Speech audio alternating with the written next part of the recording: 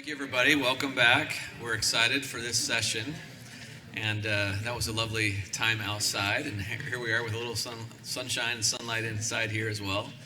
And I'm excited about this panel. We're going to turn the time to Ida Abbott. Ida, the vice chair of our organization, and truly a reservoir of knowledge and resource and information over the years. I've been working with Ida. She knows the answer to just about everything. So please get to know Ida today and tomorrow.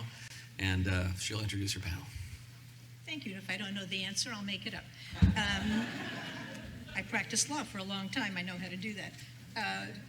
Can you hear me in the back? It was kind of hard.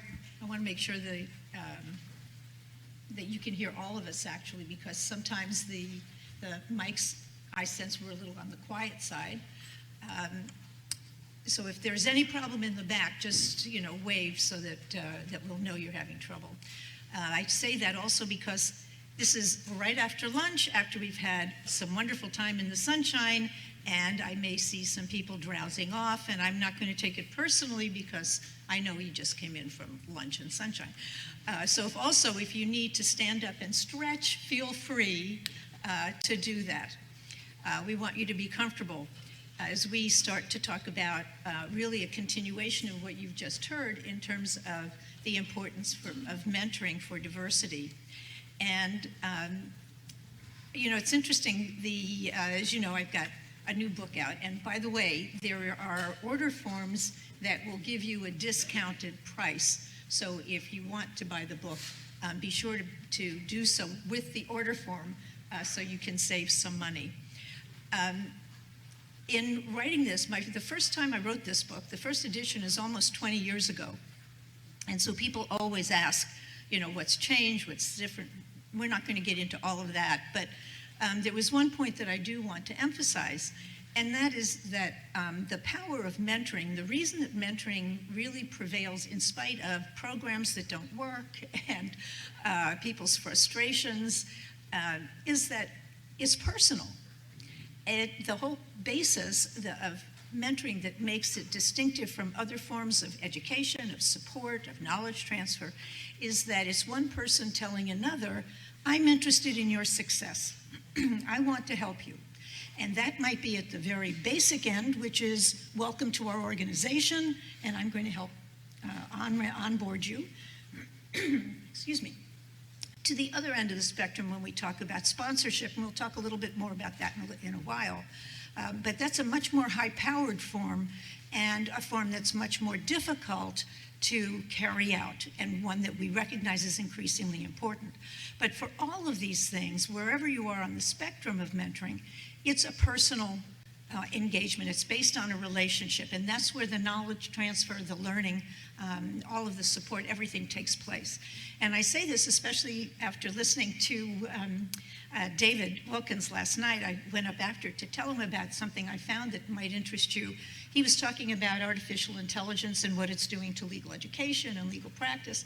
Well, I found some websites where you can get robotic mentoring, artificial intelligence-based coaching.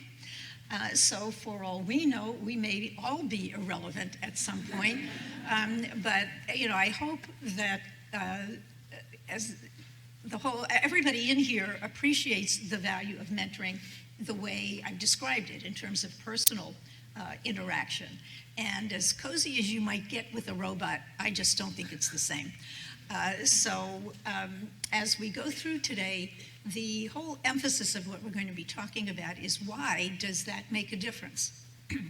When we talk about diversity and inclusion, if we can bring in all the diverse lawyers and diverse however we define them and build up numbers, but making them stay, making them want to stay, to feel that they can attach their future to our organization, or actually in law, because we are one of the least, if not the least diverse professions. How do we keep them in our profession and make them feel not only welcome, but integral to the fabric of the profession? And we do that one at a time, and we do that by people building connections, building relationships, and feeling that they have connected with somebody in a very important and fundamental way. So I'm going to turn this over actually to Mark Palmer. Mark is the Professionalism Counsel at the Illinois Commission on Professionalism, which is one of the leading lights really among the state bars in terms of the quality of the programming they do for the lawyers in their state on professionalism and on mentoring. And then I'll talk a little, he's going to give us a context of why we need to be concerned about diversity as lawyers. And then I'm going to give you a little overview about some of the kinds of mentoring efforts and initiatives we're seeing that are actually starting to make inroads in terms of building up a sense of inclusion, as well as promoting diversity. And then I'll turn this over to Corey Carew, who is the Director of Strategic Diversity Initiatives at Shook, Hardy & Bacon. That's a firm with offices around the country, I think a dozen offices. And they're based in Kansas City, and I have to say, when I started consulting, they were one of my first clients. They have had a long-standing commitment to diversity and inclusion in a way that actually has legs. It has not just been given lip service, they've made a concerted effort in many, many ways, and Corey's going to talk about some of the things they're doing that are really progressive and effective, and the effective is really the important part here. And then Mark will tell you about what the State Bar of Illinois and the Commission on Professionalism is doing in a pilot program they're running as part of the overall mentoring initiative to promote diversity specifically for that purpose. So if Mark is now going to set the stage for us in terms of this conversation and the importance that it brings to all of us here. Thanks, Ida. And I think I'm really preaching to the choir with a lot of this, both all the individuals in the room. I'm sure many of you, if not all of you, have some stake in the D&I conversation already in your current positions, whether types of public or private organizations you're all with here. So I'll go through this quickly, but I think it is still important for this discussion to set the stage, and some of this will really bring home the importance of the need for this discussion. And I also, I'm not surprised, but I'm pleasantly surprised that even with Professor Wilkins' talk last night, some of these numbers and points I'm making are exactly the same points. So that confirms with me we're on the same page, which is very good, coming straight from Harvard. So let's look at the numbers themselves. Let's start by looking at the demographics coming from the generations. And I start looking at what the generations look, the second to biggest generation, the baby boomers, and their diversification in and of themselves. There's about 76 million baby boomers in the United States overall, and we're not getting the legal profession yet. This is everybody, of course. About 72% of them are white. Break that over, move that over to the millennials, the largest population of the United States right now, about 76 million, about 87 million, and they're only 56% white. So we're seeing that change happen fast and purposeful into the progress where we're going to reach over half the United States, half of Americans will belong to a minority group by 2044, is at least the stat I saw. But in 2016, just 2 years ago, was the first time in American history babies of color were born to the majority. And by 2060, nearly 20% of our population will be foreign-born. 1 in 5 people will be born in a foreign country. That's pretty remarkable. That stat might have changed a little bit with our current administration and future immigration policies, but nonetheless, it's significant. So how do we define diversity? We just threw out a couple stats outlining both your race and national origin, but we all know diversity in and of itself has a lot more definitions to it. Obviously including just these things to name a few. We use all these demographic labels on individuals in the private and the public sector to define where they fit and how they benefit our organization, our company, and how we see that having value. Another big element of that, as already hinted to in the first slides, is the generations and how that is affecting how we communicate with each other. We have a whole course, an online webinar at the Commission in Illinois, based 1 hour on this very point, that we're the first time in human history we've had 4 generations in the workplace at the same time. And in fact, this year, we're just seeing that last generation start to enter the workplace. Those born in 2000, Generation Z, are entering the workplace. They're turning 18. So now we're actually going to have, for the first time, 5 generations working together, 5 very different generations. And I could talk for an hour about the differences of all these generations and give my belief, at least, carving out why they are different. And that's just with the caveat that we're unfairly labeling them on the year they were born as a way to categorize them, but because of the formative years of their life shaping who they are as an individual, how they view work, how they view commitment to work, how hard they work, what's important to them in work, all that translating into how they communicate with each other internally and externally with their clients, all has great value and meaning. So all these identities have various impacts in our society, obviously, in the worldview, but how do they have an impact in the legal profession? When we translate that impact specifically to serving us, why is it important, basically? And I have a short video of some much wiser individuals than me explaining that in a very significant way, and I think this is actually part of another webinar, but I wanted to play this brief clip because some of the words of wisdom that they're transmitting to us today tell the story very well. Hopefully I can play it.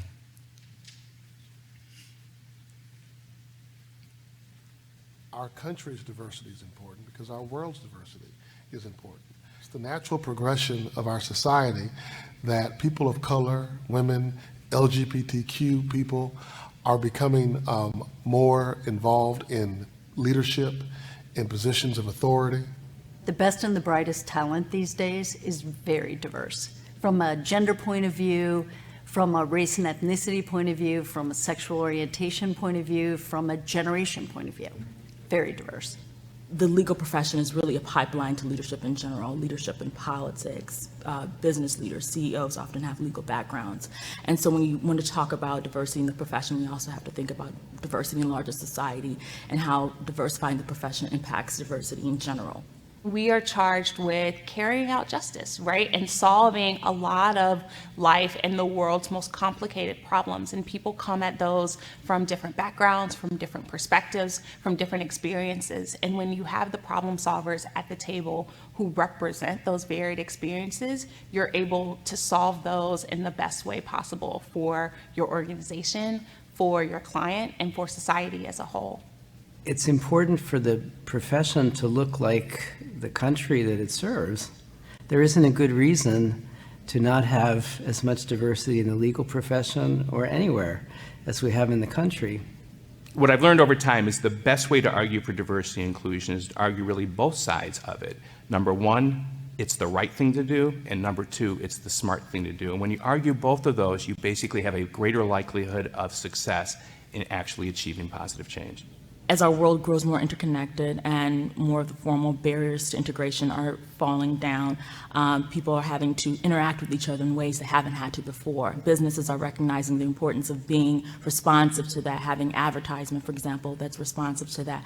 And so in turn, they're also looking at outside counsel to make sure they fully reflect the values of diversity that they themselves are internalizing and working on. If you can turn diversity and inclusion into something that brands you and differentiates you from other lawyers in your community, you're going to have a much greater time in getting business from many corporations that consider this extremely important. The lawyer's job is not just to think about what's in the black letter of the law, but what's going on in society, what happens to us every single day, including how we deal with our diverse culture. If there are segments of our society that are excluded from the legal profession, they're going to perceive themselves as perhaps victims or subjects or targets. They're not necessarily going to be motivated to support our legal system. And so we need to make sure that everyone feels that they're a part of the system, they support the system, and that means they're included in what we do as lawyers. The statistics show that there isn't very much diversity in the legal profession. In fact, that there's less diversity in the legal profession than in most of the other professions, perhaps all of the other professions. Law firms and lawyers always say, oh, we care deeply about diversity. We really want diversity. We try so hard to get diversity, and yet there isn't much, and it hasn't changed over the last 20 or 30 years. We cannot say we're one nation under God, indivisible, with liberty and justice for all, if we don't truly have liberty and justice for all. And the legal profession is really supposed to be the champion of this. We're the ones who are supposed to be upholding all of these ideals and all of these morals and values that this country stands upon. So when we're not diverse ourselves, when we're not living those things and living everything that the Constitution says that we will, I don't know how we continue like that. Communities of color, specifically African American communities and Latino communities, are disproportionately impacted by the criminal justice system. So I think it's important that we have judges and prosecutors who reflect the diversity of the communities that they serve.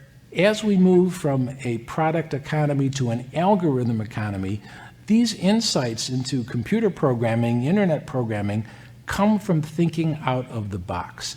How better to get a bunch of creative ideas than by having a diverse workforce and having a bunch of different people from different perspectives coming at you, rather than a homogeneous approach to doing one thing. I think it's important that we push diversity so we have better understanding and knowledge of each other. There's more that connects us than divides us. And if we talk to each other, we would learn that. So you heard we should be doing this not just because it's the right thing to do, but clearly it's the smart thing to do. So let's take a quick look just to see the current standings of the legal profession. And we have great organizations like NALP in the room with us today, and a lot of this data is from the American Bar Association, who's here present as well. So this data may not be the most recent, but it's pretty recent, and it tells us the story in and of itself, showing that about 85% of U.S. lawyers are white, and 65% are men. That trend has continued over the years. When you break those numbers down, looking at associates in law firms in the past 25 years, what do you see? In this data is from NALP. You see not much change, and if you look over at the y-axis, you really see those numbers aren't big as the growth has increased, but the main growth has been in Asian American growth over the years, whereas African American growth started to incline for several years and actually declined in the last few years, has not been consistent. Turning next briefly to partner demographics, the similar thing holds true. Just about 8% of partners are minorities in 2017, and less than 3% were minority women across the United States. So prior to 2005, African Americans were the largest minority representation you see there, but then it changes dramatically, where they still, albeit just about over 1% of the partners, which is very small, and that change then levels off for the next 15 years or so. So the problem continues, and also, you should also mention, of course, the judiciary is not much different. About 1 in 3 state judges are women across the country on average, and as far as persons of color representation, about 4 in 10 people in the country are a person of color, but fewer than 2 in 10 judges are so. So that's a brief foundation of why it's important and where we stand, just to lay the conversation going forward. And next I'll turn it over to Ida.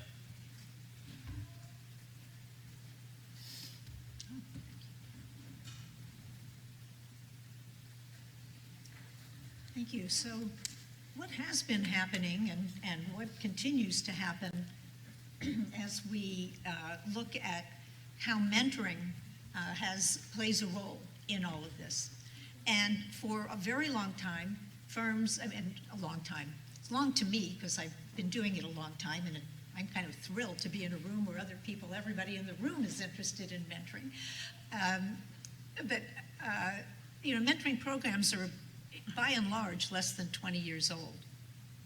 And so in a lot of ways, this is new, even though they're based on principles that are quite old and well established, historical, really. And going back to ancient times. So first we started mentoring programs, and most of them were in law firms. And then over probably in the mid-2000s, 2005 and thereabouts, some firms started focusing specifically on diversity.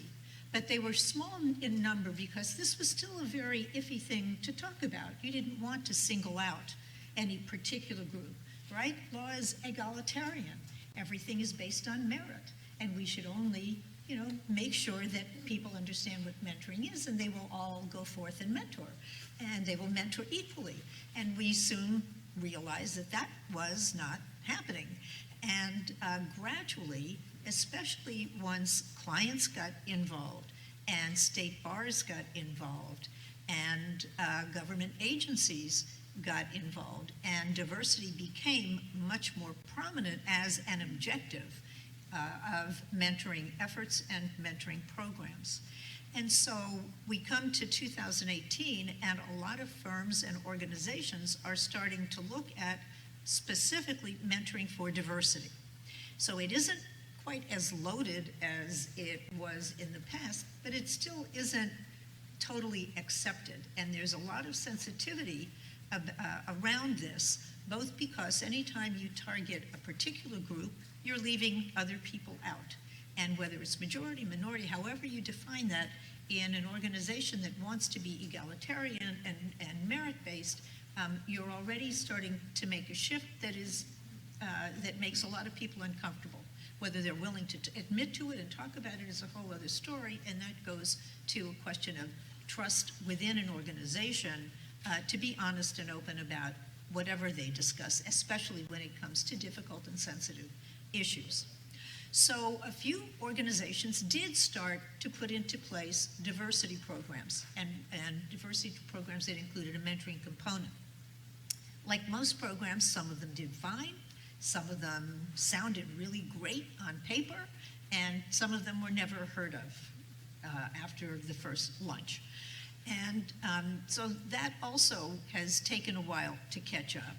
But what we're starting to see now, and I have to say a lot of this was triggered by the work done probably 3 or 4 years ago.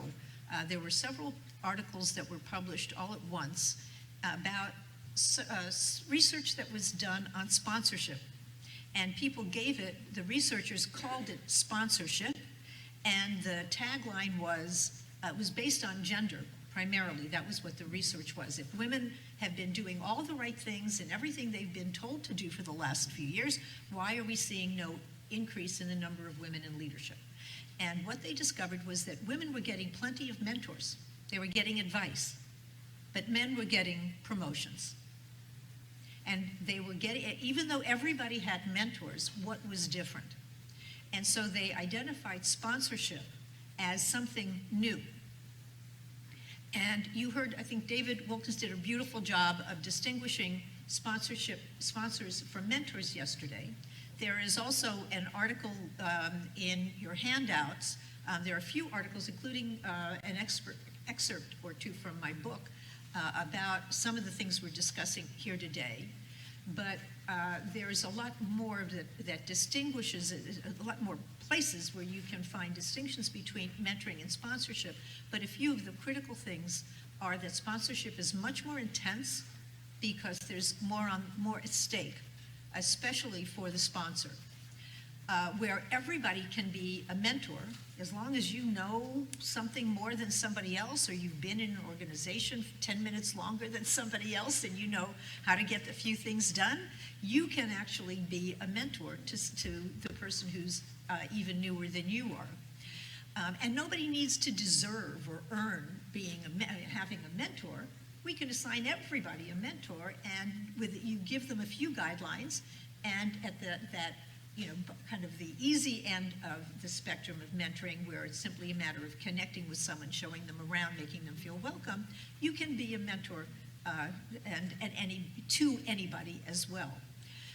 When we talk about being a sponsor, the difference between a mentor and a sponsor is that a sponsor has to have some clout. Not everybody can be a sponsor. If you're not in a position to influence the work assignment, the work experience, the client contact, the work environment, then you can be an excellent mentor, but you're not really going to be in a position to help the person you're trying to help move up, and that's also a major distinction. Mentorship can affect any part of a lawyer's career, any part of anyone's career. It can start when you're thinking about law school, and it can end when you retire, and then as a retired lawyer, you mentor other people. So it can follow you throughout your career, and it's mostly about learning and development. I see sponsorship as the highest form of mentorship, not as something distinct from mentorship. The best mentors, when you ask people, and we know that young people especially want mentors, they don't want somebody who can just give them a few words of advice over a cup of coffee. They want somebody who's going to help their careers move up. They want somebody who's going to give them the answers and who's going to show them and actually help them succeed. And that requires somebody who is both in a position to invest in you in a much more active way than a mentor, and who is willing to do it. And so even if Corey was going to be a sponsor, she wouldn't be able to sponsor everybody on her team. She doesn't have the time. She can be a mentor to everybody to some degree, but not to the extent that they would look at her and say that everybody on the team, no matter how great she is as a mentor, can say, she helped me get here and he get there and everybody there. She can try, and people may look at her that way, and that's wonderful. But if we're talking in terms of some sort of structured effort, that's a really, really hard thing to ask somebody to do. Most partners in a firm, most managers, although it's easier even for managers because they have a smaller group of direct reports, it's still a hard thing to expect somebody to go out and to invest that heavily and actively in someone's career. So there are a number of organizations that are putting more effort into not just sponsorship, but other forms of mentoring, other kinds of mentoring initiatives that help promote diversity. And in a moment, I'm going to give you a few points about how they're doing that, but I want to give you some examples first of organizations that are doing it. One, there are independent organizations like Diversity Lab. You heard from Lisa Kirby this morning. Diversity Lab is one of the active organizations that is specifically focused on this, and they have a sponsorship program that's coming along in pilot form. Leadership Council on Legal Diversity came out of the call to action that some general counsel initiated many years ago, and this is now an ongoing leadership development program that focuses on diverse associates and law students, I believe. Sponsorship programs are now in play at several law firms and other organizations. You'll hear about maybe a little bit about the Shakardi program. Corey's going to focus on something else today. Seyfarth Shah, Mendelsohn, they are described in the handout that you have. So if you want some more detail about them, you can see how they're approaching this. There are some interesting client-directed initiatives. A lot of organizations, a lot of corporate legal departments in particular, are very supportive and encouraging their outside counsel to become more diverse and to prove their efforts. And one of them was an interesting program called LEAD, the Lawyers for Empowerment and Advancement of Diversity, sponsored by John Mabidi, who's an in-house lawyer at Credit Suisse. And he said, you know, the way that lawyers succeed in law firms, the way you become a partner is by having your own business. In order to develop your own business, you need to have contacts. Most lawyers of color don't come into practice with those contacts, and and it's hard for everybody, but it's especially hard for them to build up the kind of contacts and relationships they need in order to get established to the point where they can become partners. So he called a group of in-house lawyers together. They then called their outside lawyers, their outside firms, and they said to the firm, we would like to work with an associate, a fairly junior associate in your firm who is diverse. And we will mentor them, we will work with them, we will send you work. And he was very open about the fact they were looking to hire some of these lawyers. It's not, they weren't saying this is all for your good. They said, we want to hire these lawyers too, but we will send you work, we will send you business. We just want to make sure that these are lawyers who are getting the kind of experience that will help them move up and will be the client behind them. And, that's only in third year, I think now, this year, and they're having tremendous response, even from firms who are reluctant because they know that they might lose some of these associates and they want to keep them too. But a lot of interest from other in-house counsel who are willing to participate and willing to be very active mentors to diverse associates. And then reverse mentoring. And this is something that came out. There are a lot of other forms, but these are kind of four that are in the forefront of this field. And in reverse mentoring, it's basically what it sounds like. The junior lawyer serves as a mentor to the senior lawyer. And this started at General Electric when Jack Welch was there. What he was doing was he wanted to make sure that the senior leadership understood technology. And so he paired up junior employees to be mentors about technology to the more senior ones. Procter & Gamble then expanded this concept because they had a lot of women who were approaching middle management and ready to move up who were leaving. And what they discovered was that the women were leaving because the work environment wasn't conducive to their success. And they said, we don't see a future for us here, and so they left. So they started a program where women who reached a certain level were assigned to be mentors to the senior management, who were all men. And they were expected and supported in explaining what life was like for women to be employed there and what their career concerns were. So this has been around for a while in the corporate world. Thomson Reuters, I think, actually had a reverse mentoring program on the corporate side many years ago. But in law firms, this is a really, really difficult concept to put into practice. And a lot of firms are interested in doing it.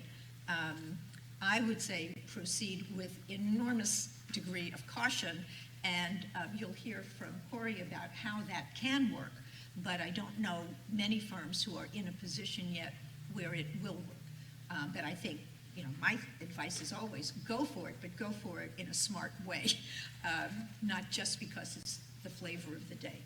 And let's just, you got you, one more. So what do all of these programs have in common? There are a number of things I want to focus on four. One is, as I said, they involve a much greater commitment than a basic mentoring program. Much more, both in terms of leadership and in terms of participation, especially by the senior lawyers involved. This is not the sort of program where you can give them, a checklist and then send them off. They really have to be willing to make a major commitment to an individual, and that requires, it's at the last point here, but very careful matching, careful selection, and it also means you can't do this for everybody. So you're going to have to narrow the focus of the group who will be participating in the program, who the target is, and whether it's simply high potentials. It doesn't have to be, race or gender based. It can be, this is a concept that's really tough in these, in law firms that want to be egalitarian, especially with associates. But at some point, if you're going to expect partners to make this kind of investment, you're going to be looking for proven performers and for potential sponsors, mentors, mentees, if it's a reverse program, who are psychologically and emotionally, in terms of emotional intelligence, willing to open themselves up to the kind of interaction that a lot of these conversations are going to require, and a lot of the interactions will involve. It needs to be deliberately focused with very clear goals set that deal with diversity and inclusion. And in order, this more than any other kind of program, you want to be able to prove your results. Obviously, if you're not getting good results, you need to go back and reevaluate what you're doing wrong or whether this isn't the right approach. But you need to be measuring it in order to do the right things. You need to be setting your goals in a way that will allow you to determine where the success is, how successful you're being, whether this is having the outcomes that you're hoping to have. And then because in a lot of ways, people have to understand and appreciate their own vulnerability. In our breakout, we talked a little bit about the difficulty in light of the Me Too movement for men and women to be in mentoring and sponsorship relationships, and a lot of people pulling back, especially men wanting not to get involved because they feel, you know, it's safer if I just don't put myself up in that position in the first place.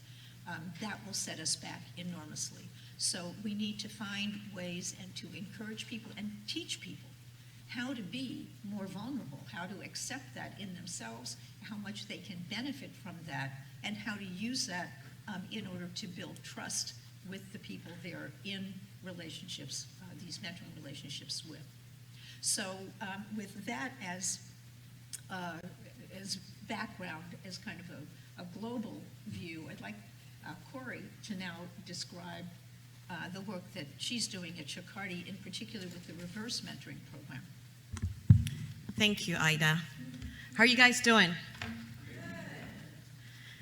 All right, so I wasn't planning on doing this, but I think we should, because as I was reflecting on a lot of what Ida was saying, I think one of the things that we do when it comes to diversity and inclusion, or even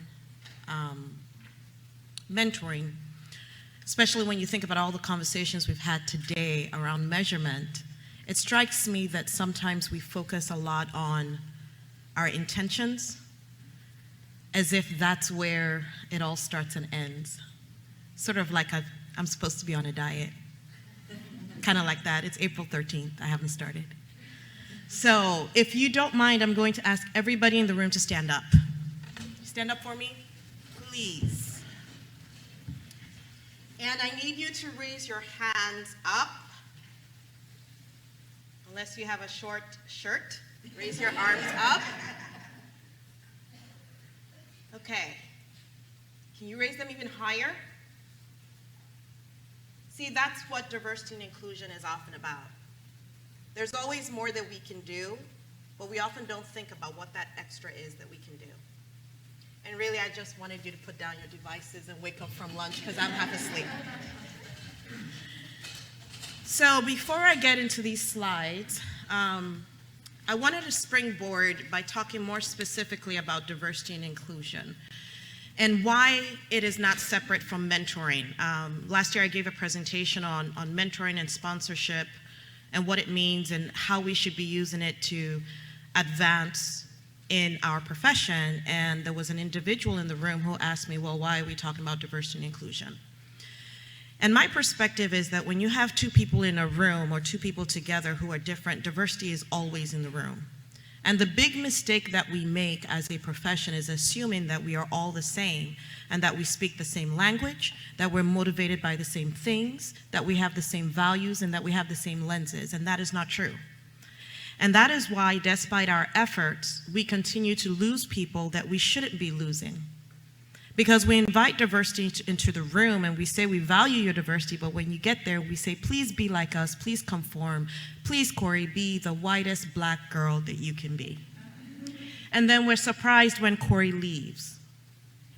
And our mentoring programs often, our leadership development programs, don't factor in how you mentor people who are different than you.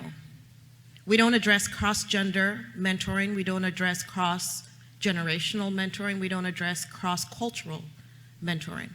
And so this program that I'm going to talk about today actually flips our approach at Shook just a little bit, and it's more of an inclusive leadership program. We look at it more as developing leaders that are better able to work with teams that are diverse. So some of the top 10 barriers for diverse attorneys that are critical to the advancement within organizations. And this research comes from CLI, but it pulls from research that's been done nationally. Diverse attorneys, minority attorneys, have more limited access to intangibles that are critical to advancement. Informal and formal networking opportunities, information from internal networks, work assignments that build skills, mentoring and sponsorship, training and development, substantive contact with clients. They're also more likely to be socially isolated, have fewer billable hours, less quality work or lower profile work, receive inadequate feedback and soft evaluations, and are denied promotions. My argument in my presentation to my firm is that each and every one of these factors is directly tied to our ability to be culturally sensitive to difference and to respond and flex across those differences. Why do they leave? If we're trying to solve retention, which is a word I don't like, and I'll tell you why in a minute. People feel that our firms are not making a sincere commitment. Partner behavior. How many of you have heard that? There's the one partner, like we were talking about yesterday, I think Professor Wilkins mentioned this. We have people in our organizations who have a lot of money, and they bring in a lot of money. And when they do bad things, sometimes we don't hold them accountable. But partner behavior is a big driver. Not feeling appreciated or receiving recognition for their contributions, no career transparency, lack of clarity regarding expectations and compensation. Work-life balance, lack of access to good work, the list goes on. None of them are things that you haven't already heard. So why is it that we would talk about diversity and inclusion at a mentoring conference when we're talking about all these great models for mentoring? Why would IDA try to put together a panel that talks about mentoring to advance diversity and inclusion? I think it's because the traditional approaches to mentoring have gaps that don't meet the needs of everyone. One, we know from all the conversations up until this point that not all of those mentoring relationships work out because organic relationships don't form. One of the panelists earlier today said a little over 50% of those pairings don't work. So you have that. Then you have the cross-gender limitations where people don't know how to address cross-gender issues. One panelist today said their mentor, one of the first things their mentor said to them was they didn't believe in sexual harassment laws. What a great way to start.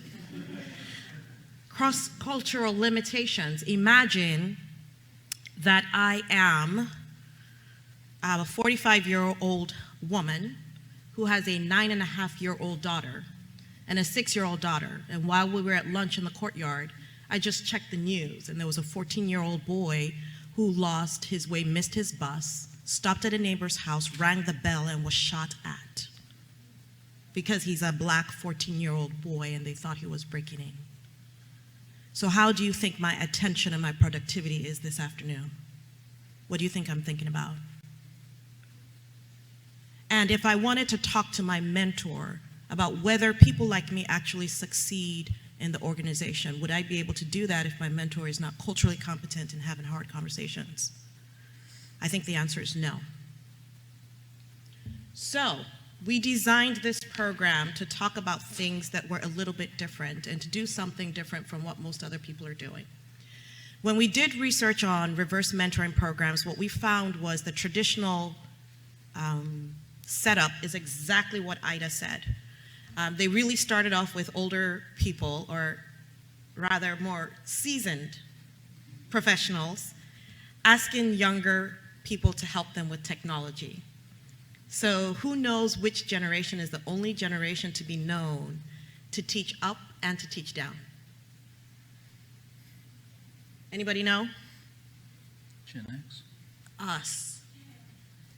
The people that always get ignored. You guys want to talk about the millennials all the time. I had to throw that in, Gen X rules. Okay. So Gen X, the first generation to, teach up as well as teach down. What we decided to do with ours was set up a program where people who are racial minorities would be paired up with people who are in very powerful positions and in leadership who were of the majority. So some of our people who are mentors are actually not younger. They are older. But what is different is there's a power discrepancy and because, in our law firm, women equity partners are about 24%, so 76% of the power is men, and equity partners of color are only about 8% or something like that. So really, the power structure is very white and very male. And so that's our reverse mentoring. One of the things that we knew that we had to do was make sure that everything we were doing fit into our general approach. So at Shook, we have a strategic approach that has 3 pillars. One is inclusive leadership, and what we're saying there is, how are we developing leaders to be inclusive, to actually lead teams and manage teams, but do that in a way where people feel included, where people have cultural awareness, cultural competency, they recognize unconscious bias, they know how to interrupt their bias, they know how to identify cultural competency, blind spots, and unconscious bias blind spots. So the idea there is twofold. How do we develop the leaders that we need to have the kind of organization that we want to have, but how do we also hold them accountable for results? And then talent development is essentially saying, rather than isolating diversity and inclusion to this separate thing that we only talk about when we're talking about women or Black people or Hispanics or gay people, how do we integrate it into every single thing we do in the organization, from recruiting, hiring, onboarding, integrating, professional development, so that it's not a separate consideration, but just something that's just part of what we do. And then the third pillar is always looking at our systems and our structures and our processes and asking ourselves, where do these blind spots hide, and how are they leading to the very inequity that we're trying to solve? And so you may have a mentoring program, but if it is structured in such a way that it perpetuates the very bias that you're trying to fix, you're going to have the same results. And so what we did in putting together a program was to say, how do we put in a program that actually addresses all of these 3 things? Because for every question we're trying to solve, we're always asking, where are we going to attack where it hides in the system? How do we develop the leaders to be better? How do we make sure that through the talent development system, we're putting all those things in? And when we talk about inclusion at Shook, we talk about it in terms of belonging. One of the sayings that we like to say is, genuine inclusion creates environments where people can show up as themselves and belong. And inclusion is not about fitting in.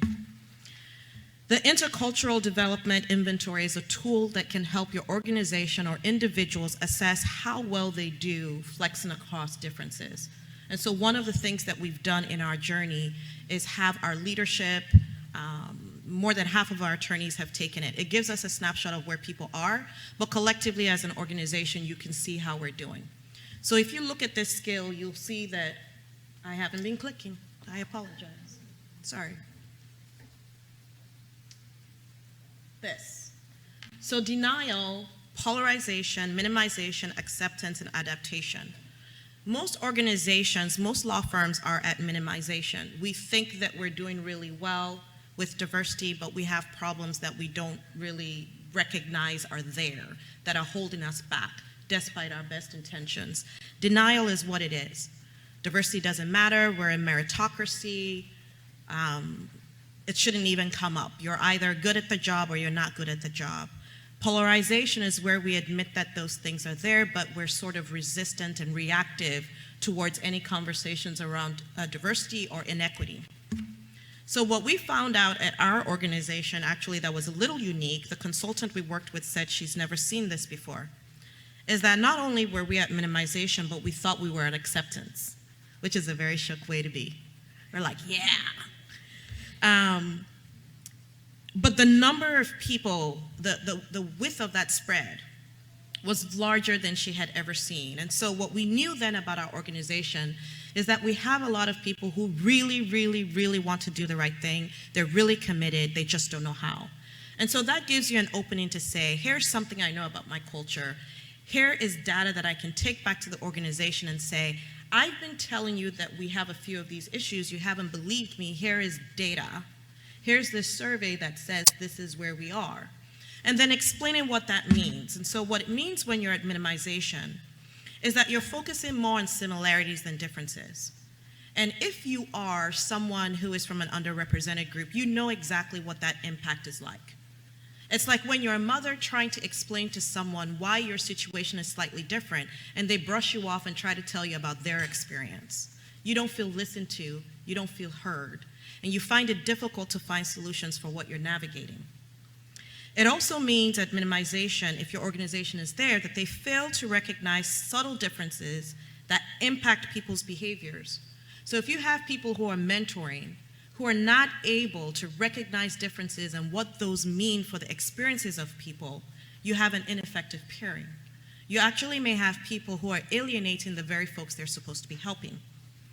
And the end result is that people who are minorities and underrepresented groups, they don't feel heard.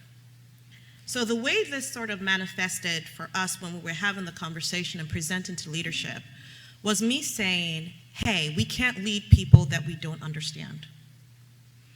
Take aside the skill development that we're looking for. Take aside the specific work-related metrics that people have to show to advance.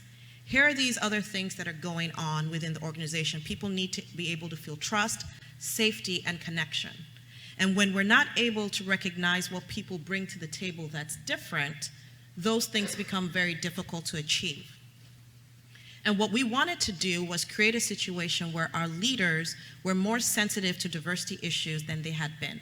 Not because that they didn't have the right intentions, but just because they didn't have the relationships. And the way this came out was, one partner said to me one time, I'm very conversant with the gender issues. My wife is a feminist, I have a daughter. I'm very conversant with the LGBT issues, but I don't understand why our minority attorneys are not succeeding or why they leave. And I've heard that conversation many times. And so what we were seeing is people were more willing to discuss gender issues or LGBT issues, but as is representative of our country, nobody wants to talk about race. And so part of what we were doing within the organization is pushing the envelope, saying we have to get comfortable with uncomfortable discussions, bringing in speakers who talked about topics that maybe people wouldn't expect to talk about at work. My boss and I modeling in front of a group of people what it looks like to disagree, but disagree respectfully. Me having to model in meetings with very senior people when they said things that were problematic, having to address those things or disagree with them. And in a culture that is very consensus driven and Midwest nice, that was something that took I know it's different than Southern nice, but there's Midwest nice, where we say, that's interesting, and what we really mean is, I don't like it. And then people who come from the East Coast or cultures that are more direct, like mine, we're totally clueless, and we think you're very interested in what we're doing when what you're saying is you don't like it. I learned this with my in-laws. But those were the kind of situations that we needed to work through, to create opportunities for people to learn more about the experiences of others so that they develop that empathy and understanding so that they were able to recognize problematic situations. And we realized what we needed to do was facilitate that conversation, because you don't take people who've been told their entire lives don't talk about race, politics, and religion and bring them in a workplace where they're worried about being sued and say, let's talk about race. So some of the things we did was we started facilitating those conversations at trainings. This is an actual thing that was said at one of our strategic planning sessions. We have all day and a half trainings every year where we train people on inclusive leadership development. And then we spend a portion of that planning for the year, setting out our goals, figuring out how we're going to measure them, taking inventory of how our various programs are doing and stuff like that. During that session, one of our Black partners said that the week before she'd come to work, and she was upset that Charleston had just happened and nobody at work said anything. And we knew that when she said that, it was a great opportunity to open it up. And so we started asking people, did anybody have conversations about this? Did anybody talk about it at the water cooler? I expressed how I felt that, people want to talk about the Royals, and yes, the Royals were doing really well. It wasn't the year that we won the World Series, it was the year before, but people were excited about that. And another woman in the room said, I wanted to talk about it, but I didn't know if it would be appropriate. I didn't know if it would come off as if I'm just coming to talk to you because you're the Black person, right? And so we use that as an opportunity to talk about how do we then have these conversations. Another perspective that we've heard. Another conversation that we talked about was, the notion of colorblind versus whether your ethnicity is part of you and how it shapes your perspectives. So what we did in pulling the program together, in addition to the training that had been done that was firm-wide, and the modeling of having difficult conversations and the creating of tools. So one of the things that Ida talked about that we do is I created these discussion guidelines that include things like exploring the both and the yes and, about being respectful and letting people finish, equipping people to understand language like man-interrupting and appropriating ideas. So those things had been happening. So when we launched this program, when we brought the people together, we actually started with a training session / orientation, talking about what the goals of the program were, what we expected from people.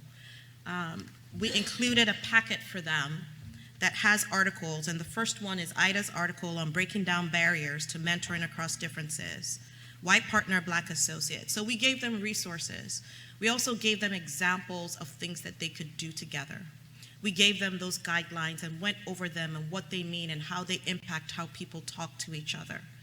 We put together a brochure that essentially gives them more information about the program, because what's going to happen after people leave the training and the orientation, they're going to kind of forget. What were we supposed to do? What were we supposed to talk about? So we put all of those things together for them, and then we made ourselves resources. We gave them a startup survey to kind of see where they were in terms of having those conversations, interrupting, speaking up when something inappropriate was being said, and then we did a post-program survey, as well as me and my team checking in with them monthly. I think I've covered the key parts of the structure of the program and can talk more during the breakout.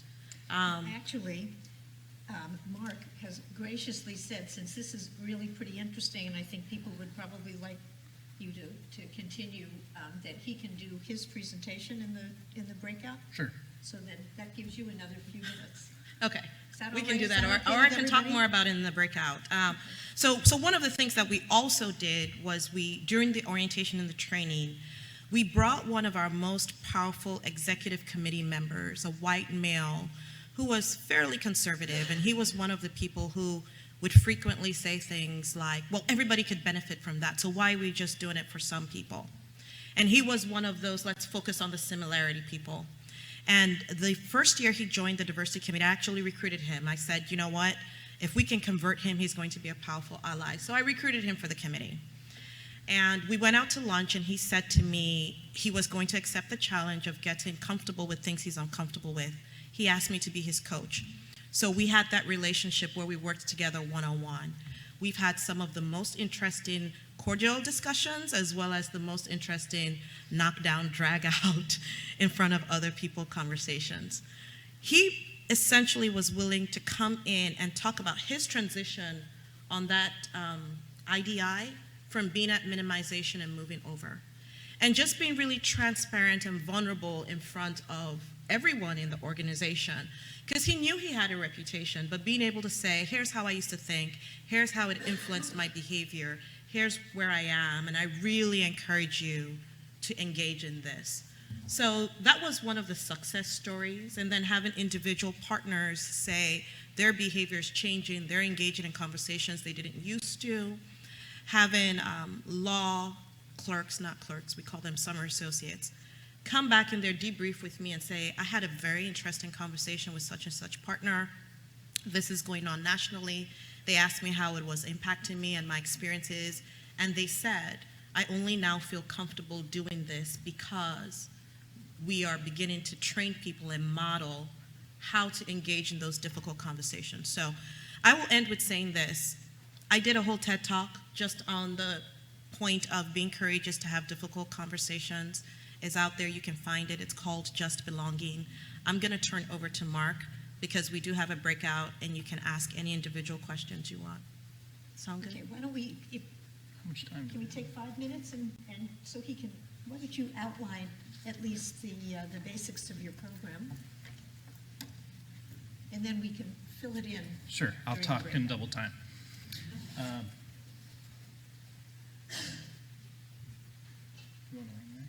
No, you're going the right way. Okay, so in Illinois, we have a current program for new lawyers. It's about 6, 7 years old. Just to give you a background on what we do in Illinois, it's a voluntary program, attorneys in their first 5 years of practice. And we've had great success of that program. Just so you know, there's just over 98,000 registered attorneys in Illinois, so I think we're the 3rd largest state. We've had great feedback from participants of that program. It's hard for us to get metrics on who's participating because, like Colorado used to be, we are a decentralized program. We have over 80 sponsoring organizations, I think about 87 or so. That's from big law to small law to law schools to big bar associations to small county bar associations and so forth. So it's hard for us to get our feedback from who's doing this. So we thought, well, where can we take mentoring to people who are not in their first 5 years of practice but need a lawyer for some reason? And we came up with 2 general concepts of people. One was underrepresented attorneys, and the other was people experiencing a career transition. So maybe someone's practiced for 10 years, they're going from the state's attorney's office into private practice, they're hanging their own shingle out. They don't know where to start. They need a red telephone to pick up, but they're not in the first 5 years of practice. They need a different kind of program. So we developed a curriculum for that, and I'm not going to talk about that today, but I just want you to be aware of it. The other one that we will talk about is the underrepresented portion. And the word I use underrepresented purposefully because in our working groups, that was representation, and we have Morgan here in the back, Morgan Smith from Dykema, who was part of that.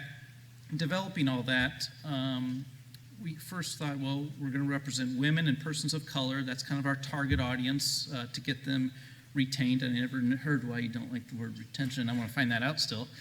Keep them retained and advance in their career. That's kind of our general goal, right? Oh, there it is.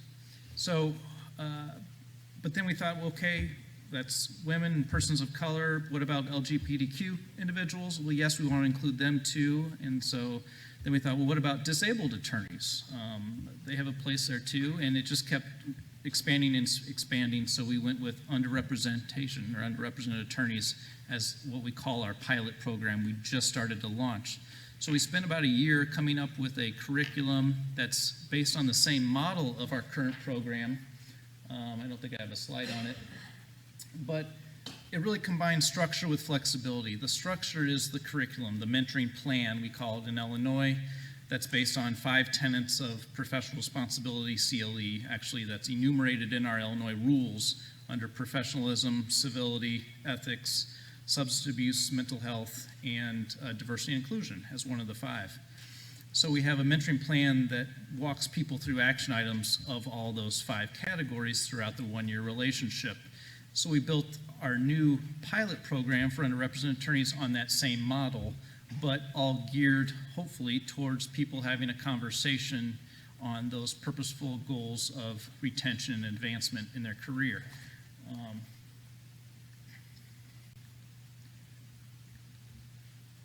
So, like similar mentoring plan, similar discussion items, but with very direct, hopefully authoritative materials, resources to turn to spark the conversation.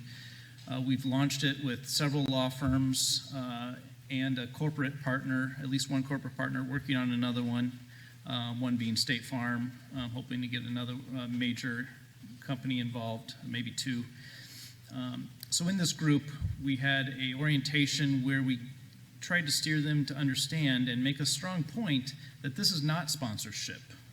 We're not going to pretend it's sponsorship. We're not going to have goals that equal sponsorship by any degree. And at the bare minimum, we're hoping to at least start a dialogue. And I think anyone who's read anything about allyship, and when you're turning to persons of power, and I'll be blunt, white males, to understand this, you have to shake them up a little bit. You have to make them uncomfortable. You have to put them in those situations. And to wrap up my comments, I'll tell you the struggles I think we will have and are already having in the pilot that were somewhat expected are going to be to the two last points of Ida's slide about what's important in these types of programs is you have to have more trust than you would a normal mentoring program. So I think you talked about having that pairing, that relationship pairing is even more important in that situation. So how do you do that? The why is kind of easy to answer. The how is the hard part. Where do you do that? Especially when you're coming from a position like us that's decentralized, where we don't have so much control because we're allowing the organizations to do the pairing, to come up with those matches. We allow the mentees to meet those qualifications of being underrepresented, whatever they may be in those categories. But the organizations asked us, well, what about the mentors? Should they be underrepresented as well? Does that make sense? And my general answer is, what do you think? And they said, oh, I don't know. I could see it both ways. And I said, well, so could we. Maybe there's not a right answer. Personally, I think it should not be someone with a similar background, because for that very reason, it should involve reverse mentoring, so you're both learning from each other and learning, stepping in their shoes, whether it's generational, whether it's nationality, whether it's religion, you name it, sexual preference, whatever the case may be, you're learning perceptions, perspectives, and values of a different individual. And having that conversation in a mentoring meeting once a month for a year, is that going to be a game changer? No. Is it going to maybe shake the bush a little bit and get things going? Maybe. It's a start. So I'm curious to continue this kind of conversation with all of you, get your experiences from your organizations, your ideas, and see where we can take this. Again, I'm not going to pretend this equals a sponsorship, because it doesn't. But maybe it's a step into getting these firms to then adopt sponsorship, because we talk a lot about sponsorship in this pilot program, purposefully for those reasons. So I'll leave it with that. We can talk further in our breakout. Okay. And so as you can see, we've got some programs that are established and changing and improving all the time, and some that are brand new, and that involves a risk just starting a program like that, but it's an important risk to take, and one that has a lot of support, and now, will continue to change and develop as they go forward. So thank you all very much, and why don't we move on? Do you want us to